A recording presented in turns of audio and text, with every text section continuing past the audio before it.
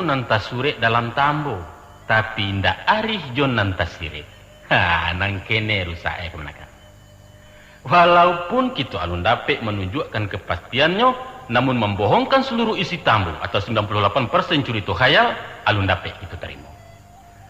Sebab siapapun tahu bahwa tambo adalah hasil karya sastra tertua di Minangkabau. Ini merupakan kisah yang diwariskan dari generasi ke generasi melalui penuturan lisan. Sesuai dengan perkembangan, maka gaya bahasa penyampaian dan versi ceritanya mengalami perubahan-perubahan, tapi bobotnya tetap.